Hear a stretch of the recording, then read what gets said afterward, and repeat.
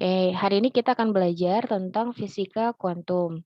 Jadi, apa sih yang disebut sebagai fisika kuantum? Jadi yang selama ini kita pelajari, eee, dari mulai, mekanika, kemudian ya mekanika dengan kinematika dan dinamikanya, kemudian materi-materi fisika yang sejauh ini kita pelajarin tentang energi, gaya, daya, listrik, dan sebagainya, itu tuh adalah, cakupannya fisika klasik.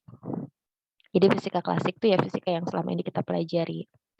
Nah, di sini ada satu cabang ilmu fisika lagi yang disebut sebagai fisika kuantum. Jadi fisika kuantum ini, yang jadi fisika itu kan ilmu yang mempelajari tentang fenomena alam ya, bagaimana, eee, karakteristik benda ketika dia diberi gaya, ketika dia memiliki kecepatan tertentu gitu kan ya. Nah, kalau di fisika kuantum, itu tuh objeknya adalah, eee, materi-materi dan energi pada skala molekul, atom, inti. Jadi, cakupannya itu adalah, level mikroskopik lagi gitu, bukan makroskopik. Biasanya kan objeknya itu sebuah mobil kalau di fisika klasik ya, seseorang, pesawat gitu. Nah, kalau di fisika kuantum ini tuh objeknya adalah objek yang sangat kecil gitu. Levelnya level mikroskopik, kayak gitu. Nah, kuantum ini bahasa Latin yang berarti seberapa banyak. Eee, di sini tuh ada yang disebut sebagai diskrit, ada yang disebut sebagai kontinu. Jadi, gimana ya, kalian tahu nggak, kalau dulu tuh ada pensil, pensilnya itu yang bentuknya tuh, yang aduh gimana ya, masih ada nggak ya sekarang pensilnya yang kayak gitu? Jadi pensilnya tuh kecil-kecil gitu, kayak roket bentuknya itu kayak gini nih. Jadi, eee, nah kayak gini gitu kan ya, itu ada banyak, jadi dia tuh digabung gitu. Pernah nggak lihat waktu masih SD atau SMP gitu ya? Ya, Pernah ya? Jadi mhm, nanti tuh kalau udah habis gitu kan, kalau udah habis tuh yang sebelah sini tuh dia ke bawah gitu ya. Nah, ini tuh kalau misalnya, kalian lihat ini tuh ada pisah-pisahan gini kan ya, pemisahan-pemisahan antara pensil yang satu dengan pensil yang lain. Itu namanya diskrit, kebayang ya? Jadi diskrit tuh ada apa namanya, iya pemisah-misahan kayak paket-paket gitu ya, paket-paket energi. Nah, jadi materinya itu kayak gini. Kalau kontinu, kontinu tuh ketika mereka sudah bergabung menjadi satu kesatuan. Jadi kalau kelihatan dari luar tuh, ya kita ngelihat dia tuh sebagai sebuah pensil, ya nggak? Yang kontinu, gitu. Nah, kalau diskrit itu yang tadi kepisah-pisah gitu lah kurang lebih. Nah, di kuantum ini materi dan energinya itu digunakannya adalah satuan diskrit, gitu. Oke. Nah, ini fisika kuantum ya. Jadi, intinya, kenapa sih muncul fisika kuantum? Karena di mekanika klasik itu tidak ada beberapa hal yang tidak bisa dijelaskan oleh mekanika klasik, terutama, apa namanya, pada skala mikroskopik tadi gitu. Kenapa sih nggak bisa dijelaskan? Berarti ada rahasia, ada tanda kutip "rahasia" interaksi antara materi dan radiasi. Jadi ini tuh, fisika kuantum inilah yang kemudian mengantarkan Albert Einstein itu mendapatkan Nobel, kayak gitu. Nah, di sini ya. Jadi, efek fotolistrik nanti akan kita bahas ya, eee, yang dasar teorinya itu dari Planck. Jadi Planck ini tuh dia, memberikan sebuah perhitungan, jadi hanya perhitungan aja, belum dipraktikkan dalam, fenomena alam yang sebenarnya gitu. Nah, Einstein ini yang berhasil menjelaskan atau menerapkan teori Planck ini pada efek fotolistrik. Apa sih ini? Nanti kita akan bahas. Ya, kita mulai dari, eee, radiasi benda hitam. Coba Ibu tanya ya, kalau misalnya kalian pernah nggak, lagi panas nih, udaranya panas, mataharinya tuh mencerang gitu ya, terang benderang, nggak ada awan. Itu bagusnya kita pakai baju warna hitam atau warna putih ya? Ada yang tahu? putih, Bu. Putih. Putih, Kalau hitam kenapa? Kalau Rasanya hitam gimana? daerah panas panas, sekali, Bu. Kalau hitam tuh jadi panas ya, jadi panas dan, ya karena dia, eee, ya yang kita ketahui dia menyerap panas, itu yang akan kita pelajari hari ini. Jadi, nah kenapa sih kalau misalnya kita pakai pakaian hitam di siang hari di tengah gurun padang pasir, waduh, rasanya tuh sangat panas ya. Karena warna hitam ini dia menyerap semua cahaya atau sinar yang jatuh, sehingga benda tersebut akan menjadi panas. Ini ya. Nah terus, kita juga pernah ya memperhatikan bola lampu yang menyala, tapi ini bola lampunya bukan lampu LED ya, tapi lampu neon, lampu ayam tau nggak? Itu namanya lampu apa ya? Lampu yang kayak gini loh. Nah gini, bohlam. Nah di sininya itu dalamnya itu ada filamen kan ya. Nah filamen ini, eee, filamen ini tuh kan, yang menyebabkan lampu ini bisa berpendar, bisa bercahaya gitu kan. Nah ini yang benar yang mana nih pernyataannya, apakah pernyataan yang pertama atau yang kedua? Suatu bola lampu menyala atau bercahaya karena filamennya dipanaskan, atau bola lampu menjadi panas karena filamennya menyala? Yang benar yang mana menurut kalian? Yang pertama, yang kedua? Ada ide? Kedua mungkin. Yang kedua? Bola lampu, kalian tahu ini filamen ini nih, pernah nggak, dengar ada, bohlam yang putus? Kalau sekarang sih Iya. lampu lampu putus jarang ya. LED itu dia nggak putus. Tapi kalau yang disebutnya lampunya putus, itu tuh lampu bohlam yang kayak gini, lampu ayam gitu ya. Tahu nggak kenapa putus? Karena sudah tidak cocok. Oh, enggak. Kenapa coba dia putus? Ada yang bisa jelasin? Wah, ini diary life banget nih. Ada yang mau coba? Jadi filamen ini, nih filamen ini tuh dia kawat ya, kawat tungsten biasanya. Dia tuh kawatnya itu akan dialiri oleh arus. Ketika dia dialiri arus, maka dia menjadi panas. Nah, ketika dia panas, maka panasnya tadi bisa menyalakan bola lampu. Jadi yang betul yang pertama. Nah, yang disebut sebagai bola lampu yang putus itu adalah ketika arus yang masuk itu dia lewat titik lelehnya. Jadi si filamen ini nih yang di dalam lampu ini dia punya titik leleh, punya suhu tertentu yang kalau dia udah nyampe suhu itu, dia tuh bakal meleleh. Kalau dia meleleh, nah berarti kan sambungannya jadi terbuka, ya enggak? Rangkaiannya jadi rangkaian terbuka, maka lampunya putus gitu. Dapat ya? Jadi ternyata seperti itu. Terus kalian juga pernah lihat lampu pijar ya? Intinya, eee, kalian melihat ada warna yang berbeda-beda dari proses, benda yang dipanaskan, ya kan? Ada yang warnanya kuning keputih-putihan, ada yang warnanya biru, ada yang warnanya kemerahan gitu kan. Nah, kenapa demikian? Eee, Coba ya kita lihat ya. Nah, jadi memang, sebentar ada yang nah, jadi memang betul ya, benda itu dia itu bisa meradiasikan panas, ya maksudnya, bisa kelihatan ada warnanya ketika suhunya itu melebihi 1000 Kelvin. Eee, Sama kayak misalnya kalian tahu kalau pakai kompor listrik ada kumparan pemanasnya ya? Jadi atau oven listrik ya? Oven listrik itu kalian lihat di bawahnya tuh ada pemanasnya kan? Nah, si pemanasnya itu tadinya warnanya tuh nggak merah, ya nggak? Tapi, dia tuh, dari warna besi yang biasa, warna hitam misalnya ya, kemudian ketika dia dipanaskan maka warnanya berpijar kemerahan, baik itu kompor listrik ataupun oven listrik ya, karena suhunya lewat dari 1000 Kelvin. Nah, pada suhu di atas 2000 Kelvin, dia tuh warnanya kuning atau keputih-putihan. Terus aja nanti dia akan bergeser spektrum warnanya gitu. Jadi spektrum warna itu tuh menentukan menentukan ini, menentukan apa, kepanasan dari sebuah benda, gitu. Nah, sama kayak bintang ya, bintang-bintang itu ada yang warnanya putih, ada yang biru, ada yang merah.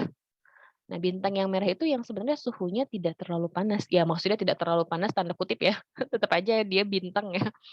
Ada reaksi termonuklir, pasti dia ribuan derajat, Celcius suhunya gitu kan.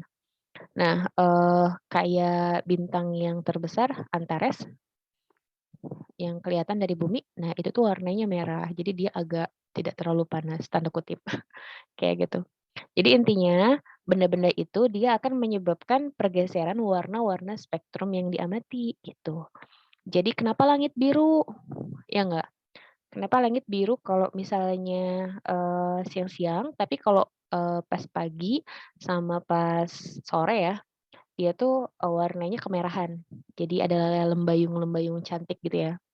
Kalau kalian mau lihat sunshine atau sunset gitu ya, nah itu tuh biasanya warna langitnya tuh cantik. Kenapa? Karena ada pergeseran warna spektrum gitu. Tergantung dari, ya tergantung dari temperatur dan tergantung dari gelombang yang dipancarkan, gitu. Nah, termasuk kalau misalnya ada besi, perunggu, kuningan, baja dipanaskan pada suhu yang sama, apakah warna yang terpancar bakalan sama atau berbeda? Ternyata tidak tergantung pada jenis ininya nih. Selama dia suhunya itu sama, ya warnanya akan sama gitu. Meskipun basic-nya itu atau bahannya itu berbeda-beda. Itu ya terkait dengan radiasi. Nah, dan ternyata, selain cahaya tampak, jadi selain kita ngelihat ada warna-warna merah, biru, putih gitu ya, yang diradiasikan oleh suatu benda, ternyata benda juga memancarkan radiasi elektromagnetik gitu, atau radiasi gelombang elektromagnetik dan itu yang akan kita bahas, pada hari ini ya. Jadi radiasi cahaya itu hanya bagian kecil gitu. Oh iya, by the way ada yang tahu gelombang elektromagnetik ini apa? Ada yang tahu nggak? Ada yang pernah dengar? Ada yang tahu? Jadi gelombang itu dibagi menjadi 2 ya berdasarkan ada tidaknya medium. Nanti kita bahaslah gelombang elektromagnetik di minggu depan ya. Tapi ini secara sekilas, gelombang elektromagnetik ini adalah gelombang yang dia bisa merambat tanpa medium. Jadi dia tidak perlu medium. Contohnya adalah cahaya. Cahaya yang kita dapatkan saat ini di luar, itu berasal dari matahari. Matahari ada di mana? Matahari ada di Jakarta. Matahari Mall, bukan. Matahari itu ada di udah tutup ya mataharinya ya? Kenapa ngomongin matahari ya? Jadi matahari itu dia ada di luar angkasa ya, ada di luar bumi, ada di sistem tata surya kita, dan itu tuh kan vakum ya. Di outer space itu dia, vakum gitu ya, tapi cahayanya bisa nyampe ke bumi.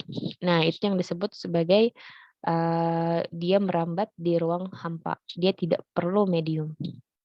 Kemudian dia tidak bermuatan listrik dan dia merupakan gelombang transversal. Pernah belajar nggak gelombang itu ada 2 ya? Ada transversal, ada longitudinal. Masih ingat nggak? Transversal tuh yang kayak gini. Nah, ini transversal. Kalau yang longitudinal yang gini. Dia punya rapatan, renggangan, rapatan lagi gitu ya. Dan dia punya sifat umum gelombang, dapat dipintukan, dapat superposisi, dibiaskan dan sebagainya. Dan dia tidak bisa dibelokkan arah rambatnya. Nah, di sini ada hubungannya C. C ini adalah cepat rambat gelombang, dia sama dengan lambda. Lambda itu adalah panjang gelombang, dan F-nya itu adalah frekuensi dari gelombangnya. Oke, nanti kita bahas sekilas ya. Nah, jadi gelombang elektromagnetik tuh nih banyak nih. Ini adalah gelombang-gelombang yang dia tidak butuh, tidak perlu apa namanya, dia tidak memerlukan medium untuk merambat. Nah, di sini frekuensinya itu yang paling atas. Jadi frekuensi yang paling rendah itu adalah frekuensi radio AM, amplitude modulation. Nah, ini ya. Kalau ini gelombang radio yang panjang, tapi kita bisa mulai dari sini, gelombang radio AM. Kemudian yang paling tinggi itu adalah gamma rays. Ini frekuensi yang tertinggi ya. Cahaya tampak dia termasuk nih ke ini, cahaya tampak termasuk ke gelombang elektromagnetik yang Meiji Kuhibinyu itu loh. Sinar UV juga dia sama, ada microwave. Microwave dia frekuensinya relatif rendah. Nah, di sini kalau panjang gelombangnya yang paling atas, yang paling bawah, sorry. Jadi ini frekuensi, frekuensi itu kebalikan sama lambda. Iyalah, kan kalian tadi dapat ya, C sama dengan lambda kali F, maka lambda sama dengan C dibagi F. Kalian bisa lihat bahwa panjang gelombang berbanding terbalik dengan frekuensinya. Maka kalau misalnya dari yang sebelah atas itu menurun frekuensinya, nah yang sebelah kanan justru dia naik frekuensinya. Apa sih wavelength-nya, sorry. Yang bagian bawahnya panjang gelombangnya naik, kayak gitu ya. Nanti kalau ada yang mau ditanyain, langsung aja ya. Nah, ini radiasi benda hitam, ini yang akan kita bahas. Dari mulai radiasi panas, intensitas, hukum pergeseran Wien, teori klasik dari Rayleigh-Jeans, dan hukum radiasi Planck. Jadi intinya, radiasi panas ini adalah tadi ya, yang Ibu jelaskan, radiasi yang dipancarkan oleh sebuah benda karena suhunya. Jadi suhunya panas, suhunya di atas 1000 Kelvin, maka dia memancarkan misalnya warna, kemudian dia juga memancarkan gelombang elektromagnetik gitu ya. Nah, eee, dan ini tapi kenapa sih mata kita bisa melihat, kenapa mata kita bisa melihat warna, bisa melihat cahaya, itu karena benda-benda yang di depan kita, yang kita lihat, memantulkan cahaya ke mata kita, bukan karena benda tersebut memancarkan radiasi panas. Ini konsep melihat ya, konsep kenapa kita bisa melihat. Nah ini, eee, ada juga yang disebut sebagai benda hitam. Benda hitam itu bukan benda yang warnanya hitam ya, atau black body. Itu nggak harus kayak gitu. Jadi benda hitam ini adalah, nah, atau black body, ini adalah benda yang menyerap semua panjang gelombang dari radiasi elektromagnetik. Jadi beneran tidak ada radiasi yang dipantulkan keluar. Jadi diserap semuanya. Makanya kalau kita pakai baju warna hitam, rasanya panas. Jadi termasuk ya kalau misalnya nih ya, kalian ngecat ngecat kamar kalian pakai warna hitam, di kamar kalian tuh ada lampu, terus, kamar kalian dindingnya coba ya dicat sama warna hitam semuanya, terus lampunya dinyalain, itu pasti dia nggak akan terang, cahayanya tuh habis diserap sama dinding, kayak gitu. Karena ya ini tadi, ini yang disebut sebagai benda hitam. Nah, di sini ada yang disebut sebagai emisivitas. Emisivitas ini, daya serap ya. Jadi, ya daya pancar, sorry. Jadi emisivitas itu dia tuh, bisa dari 0 sampai 1. Nah, kalau 1 sempurna, emisivitasnya sama dengan 1, nah itu tuh berarti dia benda hitam mutlak gitu. Dia beneran menyerap semua panjang gelombang dari radiasi elektromagnetik. Kalau yang 0 berarti dia, dipantulkan semuanya, biasanya ini warnanya putih, meski nggak harus putih. Tapi ya yang warnanya putih, yang mengkilat-mengkilat, itu justru dia dipantulkan semuanya, kayak gitu ya. Eee, oke, sekarang kita lihat dulu ininya. Nah, intensitasnya seperti ini. Ini teori sih ya, jadi ya nggak apa-apa lah kalian dengerin aja. Nah, jadi di sini tuh ada, peta distribusi energi pada, panjang gelombang tertentu. Nah, kita lihat dari sini aja deh ya. Nah, bagaimana cara kita menghitung, daya daya total persatuan luas. Jadi intinya gini nih, ada yang disebut sebagai intensitas. Intensitas intensitas radiasi gitu ya, itu tuh sama dengan daya persatuan luas, gitu kan. Nah, I-nya sendiri, intensitasnya sendiri itu dia sama dengan, ini ada eta, eta ini adalah tetapan Stefan Boltzmann. Ini, ya tetapan yang harus kita hafalkan, tapi biasanya dikasih sih di soal gitu ya. Kemudian ada suhu mutlak bendanya. Jadi kalau kita mau tahu berapa sih, eee, intensitas, benda hitam gitu ya, berapakah intensitas radiasi dari benda hitam. Nah, ini kita bisa cari pakai persamaan ini. I total sama dengan eta kali T pangkat 4. Suhu mutlaknya ya, T-nya. Jadi suhu bendanya itu berapa, Nanti diubah ke Kelvin, kemudian dikalikan dengan tetapan Stefan Boltzmann. Nah, ini untuk benda hitam yang E-nya sama dengan 1, gitu. Tapi kalau misalnya, bendanya itu benda panas, tapi dia bukan benda hitam ideal, jadi E-nya itu kurang dari 1, maka kita harus kalikan dia dengan koefisien emisivitas, gitu.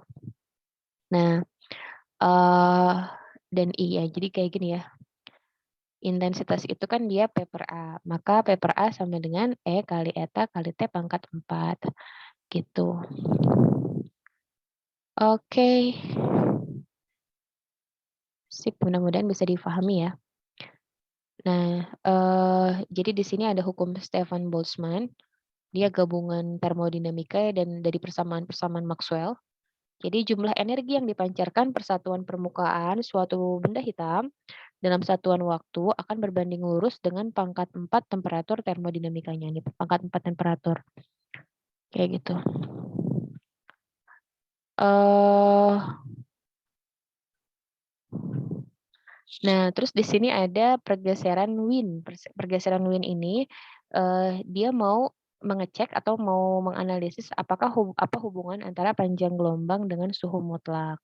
Nah, kemudian diambillah, seperti ini ya, hubungannya. Jadi kalau misalnya suhu mutlaknya semakin tinggi, nih, panjang gelombangnya semakin kecil. Lihat aja nih, ini kan berbanding terbalik ya. Jadi kalau kita mau cari lambda M sama dengan C per T. Lambda sama T berbanding terbalik. Jadi kalau misalnya lambdanya semakin besar, suhunya semakin tinggi gitu kan. Nih dari 2000 Kelvin naik ke 3000 Kelvin, naik ke 4000 Kelvin, justru panjang gelombangnya itu semakin bergeser ke arah kiri. Ya enggak? Kalau dia semakin tinggi, lambdanya semakin kecil. Jadi ini adalah grafik distribusi spektrum ya. Eh Terlihat kalau kurvanya itu bergeser ke arah spektrum panjang gelombang yang pendek gitu ke arah sebelah kiri. Kayak gini. Kalau kalian mau lihat ilustrasinya ada di sini. Nah, kelihatan ya. Misalnya nih, kita mulai dari nah, misalnya ini tuh apa namanya? lampu neon ya. Lampu neon dia suhunya adalah 3700 Kelvin.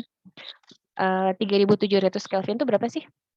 Berapa Celcius dikurangi 273 aja ya. Sebenarnya kalau di sini tuh dia kemerah banget gitu ya. Nah, tapi dia semakin tinggi, semakin tinggi, semakin tinggi tuh, lihat tuh. Suhunya semakin tinggi kan? Nih, lihat suhunya di atas. 4050 Kelvin. Dia lambdanya tuh yang di bawah ini ya. 0,715 mikrometer atau 0,715 kali 10 pangkat min 6 meter. Kalau dinaikin lagi, tuh suhunya dinaikin lagi maka dia akan bergeser. Jadi kalau suhunya lebih tinggi, tuh suhunya tinggi banget ya, maka dia akan bergeser pada panjang gelombang yang lebih pendek tuh.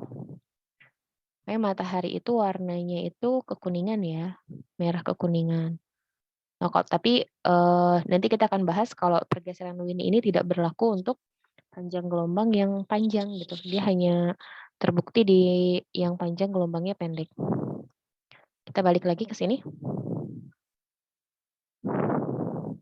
Nah, jadi pada gelombang pendek, analisis Wien ini sesuai dengan hasil eksperimen. Tapi yang panjangnya belum. Nah, makanya di sini ditambahkan oleh hukum Rayleigh-Jeans. Ya. Tapi ini kita bisa skip aja deh. Kalian bisa baca-baca aja. Nah, kita masuk ke hukum radiasi Planck ya. Jadi radiasi Planck ini menunjukkan penyebaran energi yang dipancarkan oleh sebuah benda hitam itu bukan dalam bentuk pancaran molar. Ya tadi yang kata Ibu, dia diskrit bentuknya. Kayak paket-paket kecil yang terputus-putus kayak pensil isi gitu. Nah, namanya bukan pensil isi, itu namanya pensil apaan sih? Ada yang tahu nggak sih? Pensil yang ya dalamnya tuh ada kayak mata pensil gitu yang kayak gerbong-gerbong dia digabung gitu ya. Nah, energi juga dia dipancarkannya dalam bentuk paket-paket kecil yang terputus-putus gitu, bukan dalam bentuk pancaran molar. Nah, paket ini yang disebut sebagai kuanta gitu. Nah, jadi besarnya energi radiasi dari sebuah benda hitam, sekali lagi, itu tuh dia tidak kontinu, tapi dalam bentuk paket-paket energi diskrit gitu. Sama kayak ya karena ini paket ya kita mikirin aja kayak paket-paket kecil yang ditumpuk gitu ditumpuk jadi menara misalnya. Nah, itu paket-paket ini yang disebut sebagai kuantum atau foton. Nah, kalau misalnya terdapat n buah foton, maka energinya itu adalah S sama dengan NHF. H-nya itu adalah tetapan Planck. Nanti eh sama dengan NHF gini kan. N-nya ini kan dia tetapan Planck. H-nya sorry tetapan Planck 6,63 kali 10 pangkat min 34. Ini biasanya di soal dikasih tahu N-nya itu jumlah fotonnya. Nah, ini nih N buah foton gitu ya. F-nya itu adalah frekuensi. Sebelumnya kan kita udah belajar kalau C itu lambda kali F, ya enggak? Maka kita bisa dapatkan bahwa F ini sama dengan C per lambda. Jadinya E sama dengan NHC per lambda gitu. Jadi kita bisa pakai bentuk yang NHF atau kita bisa pakai bentuk yang NHC per lambda gitu. Oke.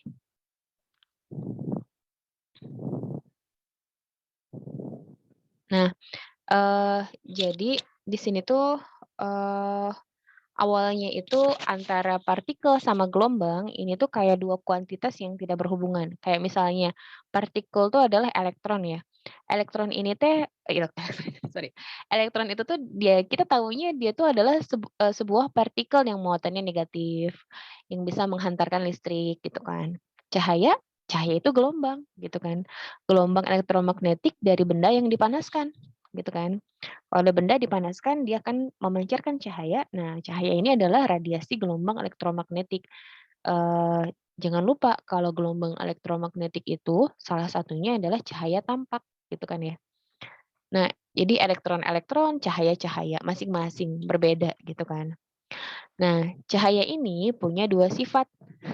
Ternyata De Broglie ini mengemukakan apa ya postulatnya gitu kan ya, bahwa cahaya ini punya dua sifat, yaitu dia sifatnya sebagai partikel dan sebagai gelombang. Jadi kalau misalnya cahaya sebagai gelombang, berarti dia punya panjang gelombang. Kalau cahaya sebagai partikel, maka dia punya momentum. Nah, ada hubungan antara momentum dengan panjang gelombang. Lambda sama dengan H per P, hanya tadi tetapan Planck. P-nya adalah momentum, lambdanya adalah panjang gelombang. Ini kan. Nah, nanti karena momentum itu M kali V, pernah belajar di fisika 1 ya, maka lambda sama dengan H per M kali V. Gitu. Nah, kemudian ini adalah efek fotolistrik. Jadi ini tuh apa namanya urutannya gitu dari mulai radiasi benda hitam gitu kan ya. Kemudian ada tetapan Wien itu laki-laki ya, bukan perempuan. Terus dikoreksi lagi sama Rayleigh-Jeans tadi gitu kan ya. Kemudian ada hipotesis de Broglie. Nah, dari sini perkembangannya masuk ke efek fotolistrik. Jadi eh, sebelumnya kan Planck itu dia, nah yang di sini di belakang. Nah, Planck itu dia menyatakan bahwa sekali lagi energi yang dipancarkan itu bentuknya diskrit kayak paket-paket kecil yang ditumpuk bukan kontinu, ya enggak? Nah, eh ya kemudian Hertz ini dia yang pertama kali menemukan efek fotolistrik dikaji oleh Lennard, tapi masih ada beberapa hal-hal yang rancu gitu dari yang nggak bisa dijelaskan gitu kan. Nah, ternyata ini dijelaskan oleh Einstein, dia jenius sekali ya. Jadi dia menggunakan gagasan Max Planck, yang Max Planck ini tadinya cuma teori perhitungan aja gitu ya, tapi kemudian dijelaskan oleh teorinya Max Planck ke efek fotolistrik gitu kan. Dan salah satu jenis, yang meradiasikan elektromagnetiknya itu yaitu cahaya. Jadi cahaya ini adalah bentuk dari energi. Nah, intinya, kayaknya lebih oke kalau kita lihat simulasinya ya. Nah, jadi ini matiin dulu deh gimana caranya ya. Saya bikin ini 0, voltasenya, bentar ya.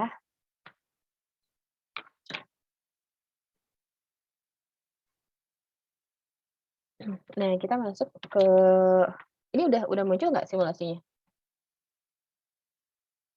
Udah kelihatan?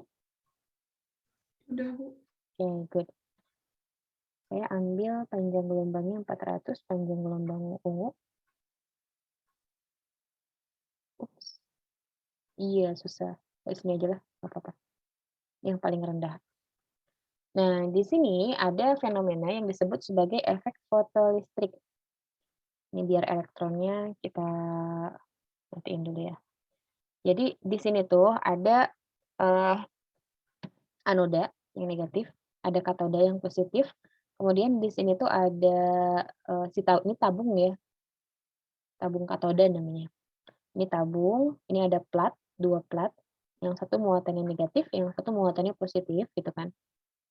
Nah kemudian dia dihubungkan ke sebuah, sumber tegangan. Saya ambil ininya 0, saya set jadi 0, oke.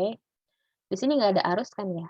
Coba lihat nih, nggak ada baterai, aturan di sini nggak ada arus, karena baterainya nggak ada, gitu kan. Nah, tapi ketika misalnya saya menyinari plat yang ini, plat yang negatif, gitu kan ya, tuh disinari, ternyata tuh lihat, ada elektron yang tereksitasi, ada elektron yang lepas dari permukaan logam ketika dia terkena foton. Masih ingat foton itu apa? Foton itu adalah kuantisasi dari energi cahaya, ya enggak?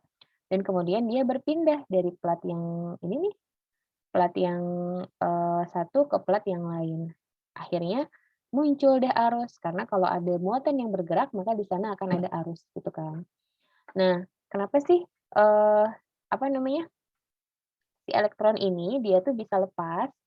Nah, kita kan sudah belajar ya bahwa elektron itu dia tuh bertingkat-tingkat, ya enggak? Elektron itu berlapis-lapis, dia tuh berada di bagian terluar dari sebuah atom. Nah, elektron yang paling luar itu adalah elektron yang energinya paling tinggi, gitu kan ya. Nah, maka supaya elektron tadi, bisa tereksitasi gitu ya, dia bisa keluar dari lapisan yang dalam ke lapisan yang keluar, maka dia butuh tambahan energi, ya enggak? Nah, tambahan energi ini yang kemudian didapatkan dari foton, gitu, dari gelombang elektromagnetik cahaya. Nih, nanti kalau misalnya dia apa namanya, diperbesar intensitasnya, tuh makin banyak, elektron yang keluar, makin banyak elektron yang tereksitasi, elektron yang lepas gitu ya. Nah, akhirnya arusnya makin tinggi. Nah, masalahnya adalah, nih misalnya, saya kasih potensial lagi nih, dibalik potensialnya, sorry. Nih lihat nih, jadi saya kasih potensial dari baterai dan itu arahnya berlawanan, tuh, maka berhenti ya. Jadi, elektronnya itu jadi nggak bisa, apa namanya, elektronnya itu jadi nggak bisa datang dari yang negatif ke yang positif, arusnya jadi 0. Bentar ya, saya bikin dia 0. Nah, kayak gini ya. Jadi, kalau misalnya kita memberikan sebuah potensial yang arahnya berlawanan gitu kan ya, maka elektron-elektron ini tuh jadi, tidak bisa masuk gitu ya, tidak bisa bergerak ke, yang negatif ini nih. Ini yang disebut sebagai potensial penghenti. Kalau misalnya intensitasnya kita naikin nih, tuh, kita naikin intensitasnya, wah ternyata dia tuh nggak bikin, elektronnya bisa nyampe lagi gitu, bisa nyampe lagi ke plat logam yang sebelahnya, tuh. Padahal intensitasnya udah dinaikin, gitu. Nih Ibu udah maksimum banget ya, udah 100% tuh. Tapi lihat nih, nggak ada, apa namanya, nggak ada yang bisa nyampe ke ujung gitu kan ya. Nah, ternyata energinya itu, gitu kan ya, energi fotonnya itu, dia tuh harus, eee, besar gitu kan ya. Dan energi tadi rumusnya kayak gimana? Masih ada yang ingat nggak rumus energi? Energi dari, radiasinya gimana? E sama dengan N kali H kali F, ya enggak? Dia itu energinya itu tidak bergantung terhadap intensitas cahayanya gitu kan ya, tapi dia bergantung kepada frekuensinya gitu, NHF kan.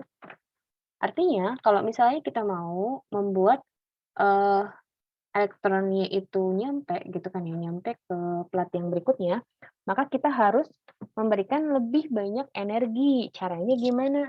Digeser ininya, cahayanya ke frekuensi yang lebih besar,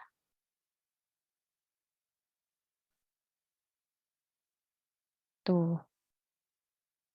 Oh, ini panjang gelombang ya, nanometer. Jadi kita coba rubah dia ke yang panjang gelombangnya lebih besar, ya enggak tuh? Ke panjang gelombang, frekuensinya lebih besar. Dia kan NHC per lambda gitu kan. Kalau energinya mau besar, maka lambdanya diperkecil. Makanya kita geser dia ke sebelah kiri supaya energinya semakin besar. Akhirnya arusnya muncul lagi gitu. Itu loh terkait dengan efek fotolistrik gitu. Aman ya? Kita balik lagi ke PowerPoint. Nah, mudah-mudahan kalau dengan adanya animasi tadi, pas baca ini kalian, apa namanya, bisa lebih paham ya. Jadi, ya sekali lagi, eee, alat eksperimennya tadi yang Ibu tunjukin tuh yang ini. Jadi ada tabung kaca hampa udara dengan ada anoda, ada katoda gitu kan. Ada voltmeter sama ampermeter. Waktu pas dia belum disinari ternyata, ampermeternya tuh tidak menyimpang, ampermeternya nol gitu, tidak ada arus yang mengalir. Tapi ketika cahaya datang, menumbuk plat gitu kan, elektronnya itu tadi lepas gitu kan. Ketika elektronnya lepas, energi yang dia dapatkan dari foton tadi, dari cahaya tadi, dia pakai untuk melepaskan diri dari, plat logamnya. Yang kedua, dia pakai buat bergerak dari katoda ke anoda, gitu. Nah, terus dikasih polaritas nih, dikasih tegangan, yang polaritasnya terbalik gitu kan. Jadi ada min V0, ternyata arusnya berhenti. Ini yang disebut sebagai potensial henti gitu.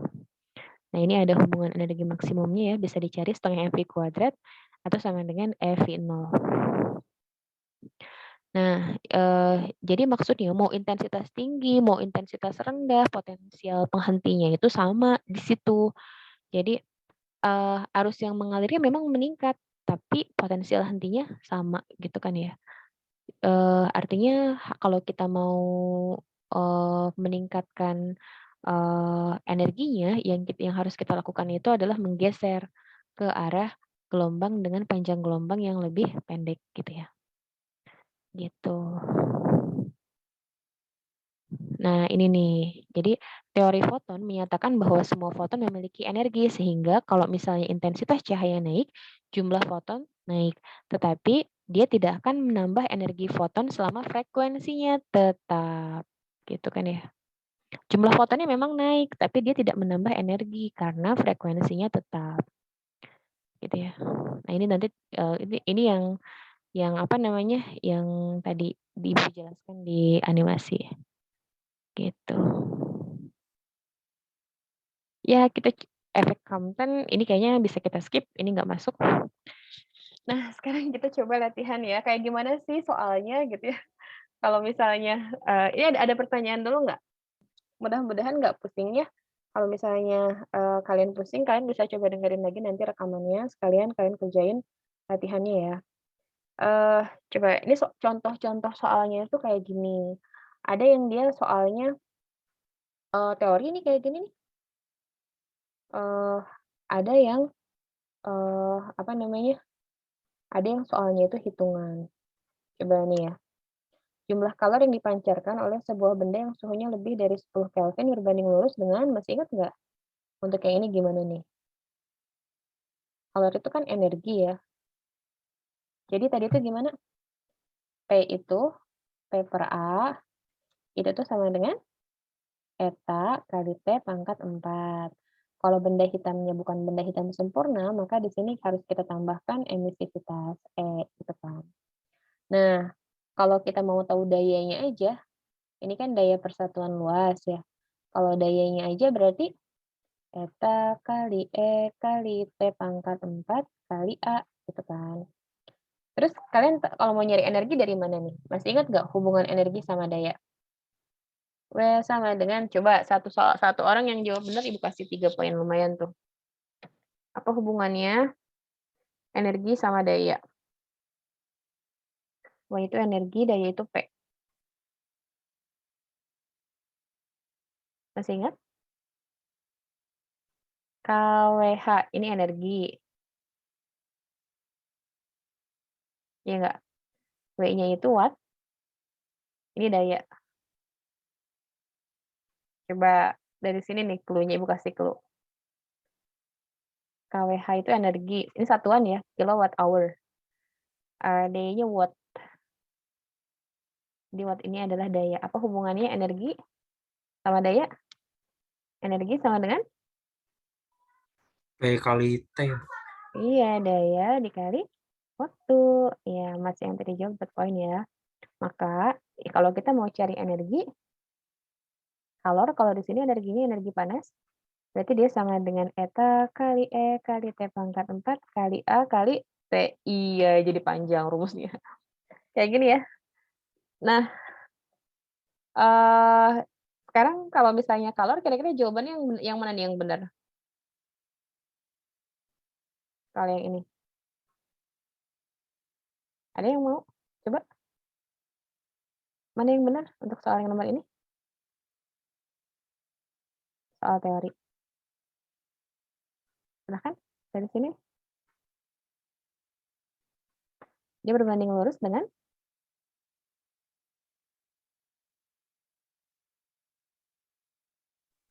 Itu luas permukaan benda. iya, luasnya. Kenapa kalau yang suhunya salah? Soalnya itu T pangkat 4 Iya, harusnya. harusnya suhu pangkat pangkat 4 suhunya gitu ya. Massa di sini nggak ada massa, kayak gitu. Yah, ini Ibu tuh mau ngusulin kalian bisa bawa cheat sheet, tahu nggak cheat sheet? Jadi kayak tapi nggak tahu sih, soalnya ini banyak banget materinya. Tapi nggak apa-apa deh, kalian latihan aja ya. Oke, ini mau nggak usah di-screenshot dulu deh, kita kerjain dulu aja banyak baru di-screenshot ya. Nomor satu, nih siapa yang mau coba? Suatu plat baja dengan panjang berapa nih? Panjangnya 2 meter, berarti ini apa nih? Panjang, lebar. Berarti kita bisa dapat apa nih dari sini? Diketahui, apa yang diketahui? Luas permukaan. Diketahui A-nya adalah berapa berarti? 2 kali setengah? 1, 2 1 kali meter kuadrat. 1 ya? Mhm, 1 meter persegi. Tapi dia tuh harus dikalikan 2 karena dia punya 2 permukaan, permukaan kiri dengan permukaan kanan. Jadi kalau plat itu kan bentuknya itu, ya dia kayak gini ya. Nah, dia punya permukaan yang sebelah sini yang memancarkan tuh energi gitu kan. Terus ada lagi yang di sebelah sini. Jadi ada yang kiri sama yang kanan. Jadi A-nya itu harus dikali 2. Oke, nggak apa-apa ya. Kita kali 2 karena 2 permukaan, maka dia jadi 2 meter segi. Terus diketahui apa lagi nih? Suhu ya. Suhu simbolnya apa? T. Ya, T sama dengan 227 derajat Celcius. Hati-hati. Ini harus kalian rubah ke Kelvin. Berapa Kelvin tuh? Ditambah berapa?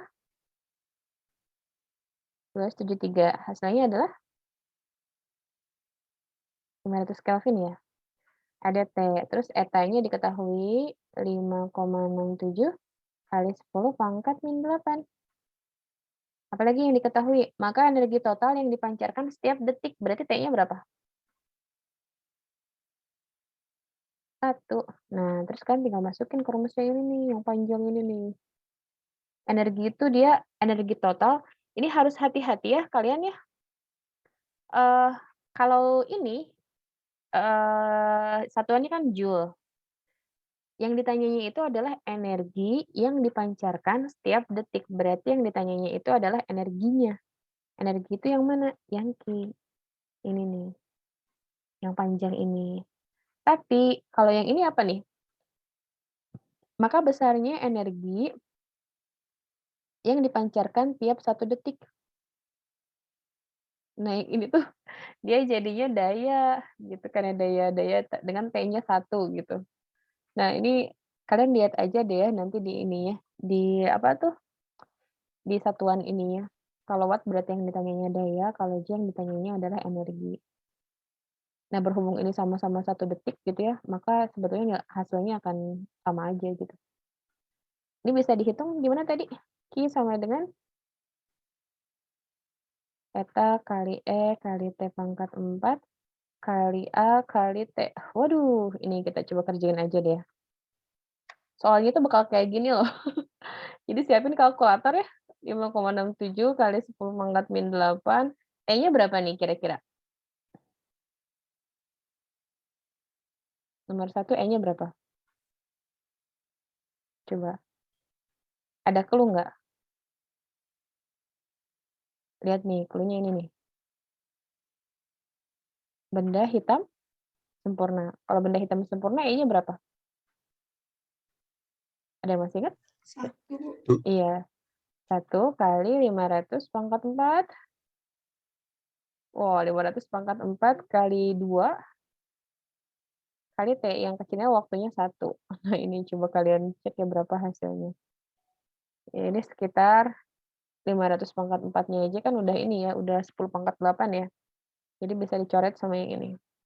Ini hasilnya sekitar yang ini nih, 7078 joule, gitu. Jadi soalnya tuh bakal kayak gini, guys. Jadi kalian harus, apa namanya, harus, siapin kalkulator ya, sama perhatikan ini tuh apa gitu, yang diketahuinya tuh apa aja. Lumayan buat clue kalian pakai rumus yang mana. Oke, ada pertanyaan dulu nggak untuk soal nomor 1?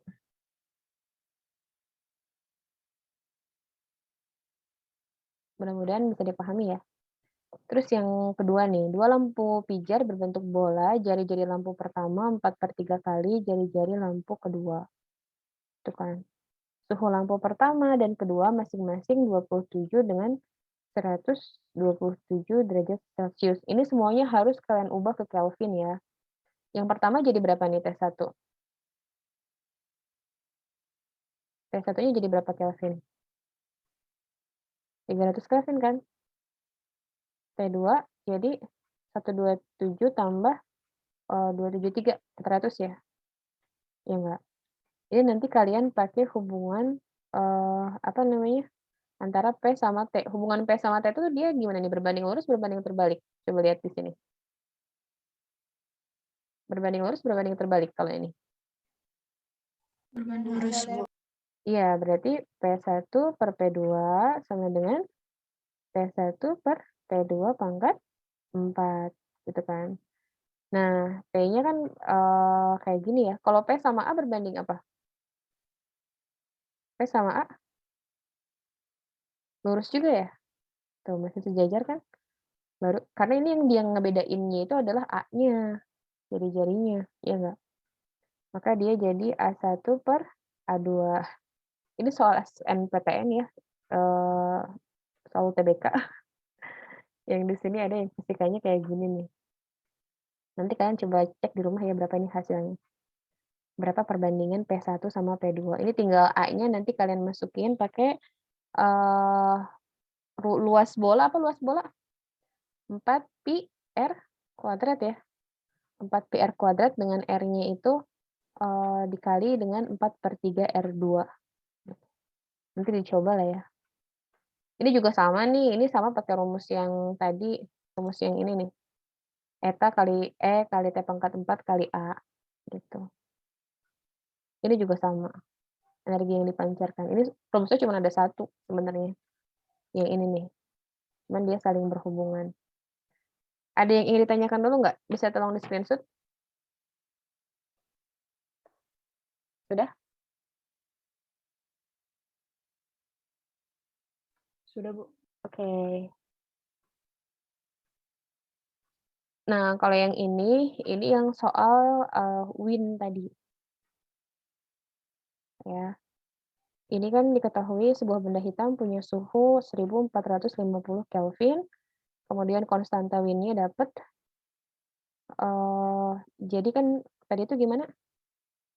C sama dengan lambda maksimum kali T. Ini kan rumus yang untuk pergeseran wind. Tapi C-nya ini bukan, kecepatan cahaya, C-nya adalah konstanta wind. Ini adalah konstanta wind, yang nilainya adalah 2,9 kali 10⁻³ . Berarti kalau ini sebetulnya tinggal dibagi aja ya. Ditanyanya adalah, rapat energi maksimum yang dipancarkan benda itu terletak pada panjang gelombang, berarti yang ditanyanya ini kan? Nah, lambda maksimum sama dengan apa nih? Cara nyarinya gimana? C per C per T, iya enggak? C-nya udah ada 2,9, T-nya ini udah ada, gitu. Yang nomor ini, eee, jika tetapan wind, 2,9, maka panjang gelombang elektromagnetik maka panjang gelombang elektromagnetik yang membawa radiasi kalor terbanyak. Nah, ini tuh, ini juga sama yang ditanyanya lambda ya, ini sama pakai rumus yang ini. Lambda sama dengan C per T. T-nya ini, tapi T-nya 127, nanti kalian rubah ke Kelvin. Jadi 400 Kelvin ya. Tapi ini sama nih, cara ngitungnya, gitu. Yang ini, kalau ini yang, Planck. Yang Planck itu tuh dia pakai yang nah ini nih, C sama dengan lambda kali F. Nah, ini frekuensi kan. Ini frekuensi, kemudian, cepat lambat cahayanya ketahuan nih C. Jadi harus hati-hati ya, di sini ada 2 C, ada C besar, ada C kecil. Kalau di konstanta wind, kalau di, pergeseran wind, C-nya itu adalah konstanta wind. Tapi kalau di Planck, C-nya adalah kecepatan cahaya, gitu. Yang 3 kali 10⁻⁸. Ini cara nyari lambda, lambdanya itu sama dengan C per F kan. Nah, tapi C-nya itu bukan C yang tetapan wind, tapi C yang 3 kali 10⁻⁸, gitu. Bisa ya nanti Ibu kasih rumusnya aja biar kalian nggak bingung. Yang soal terakhir, ini yang ditanyanya energi ya. Energi ini bisa kalian pakai yang tadi, sama dengan NHF, gitu kan. N-nya kalau nggak diketahui satu aja, berarti jadi HF. Nah, H-nya ini adalah tetapan Planck yang 6,6 kali 10⁻⁴ ada di ini nih. Nah, ini tetapan Planck. F-nya ini kan frekuensi, sedangkan di sini nggak ada frekuensinya kan. Ini kalian bisa ganti frekuensinya pakai ini nih, dari hubungan yang ini. F sama dengan C per lambda. Berarti di sininya C per lambda. C-nya 3 kali 10⁻⁸, lambdanya adalah yang diketahui di soal. Oh iya, ini ada 4000 angstrom. 1 angstrom itu dia sama dengan 10⁻⁻10 meter. Nanti dikonversi aja ya lambdanya. C-nya pakai yang 3 kali 10⁻⁸, H-nya pakai tetapan Planck, nanti dapat nilainya. Gitu sih. Oke, ada yang mau ditanyakan dulu? Ini, mudah-mudahan kalian nggak pusing ya. Jadi, coba nanti ditonton lagi video penjelasannya, dan saya coba stop record.